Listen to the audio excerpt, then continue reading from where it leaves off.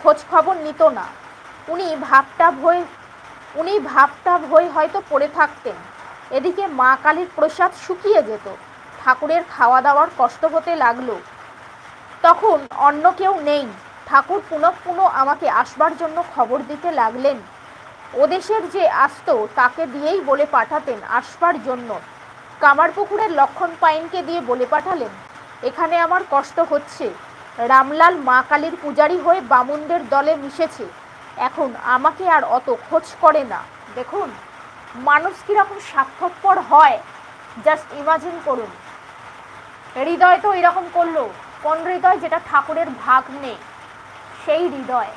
আমরা বলি না ওই মানুষটা আমার আত্মীয় হয়, ও আমার বন্ধু হয়, কেউ কারোর কিচ্ছু হয় না, কেউ কারোর কিচ্ছু হয় না।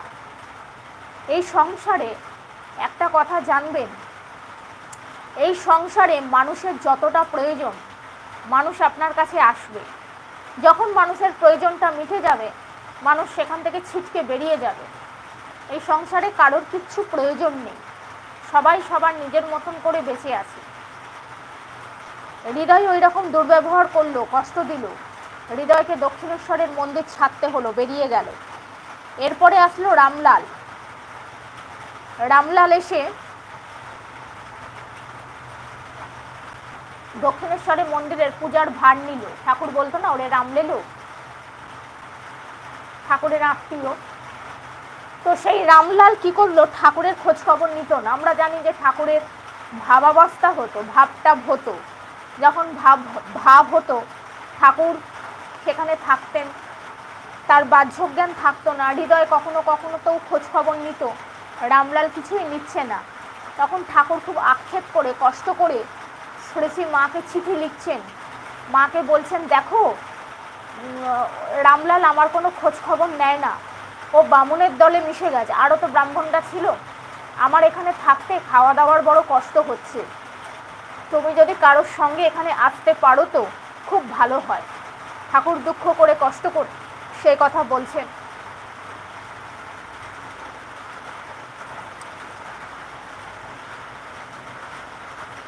তুমি অবশ্য আসবে, ডুলি করে হোক পালকি করে হোক, 10 টাকা লাগুক 20 টাকা লাগুক আমি দেব।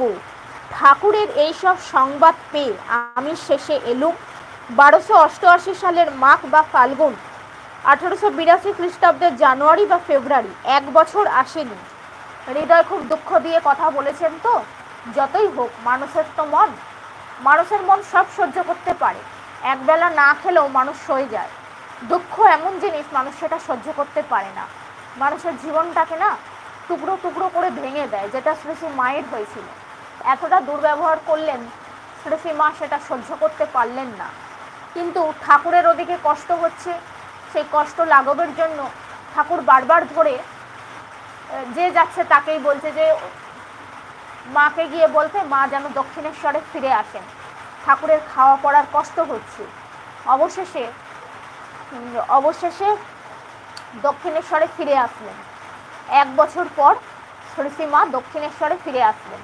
ঠাকুর বলছেন বারবার করে, অনুনয় বিনয় করছেন যে করেই হোক, যত কষ্টই হোক, 10 টাকা লাগুক বা 20 টাকা লাগুক, তুমি দক্ষিণেশ্বরে এসো। অর্থাৎ ঠাকুরের কষ্ট হচ্ছে খাওয়া দাওয়া। তার চেয়েও বড় কথা হলো ঠাকুর তো প্রায় সময় ভাব সমাধিতে চলে যান, সেই সমাধি থেকে ঠাকুরকে কে ফেরাবে, নানান রকম কষ্ট হচ্ছে।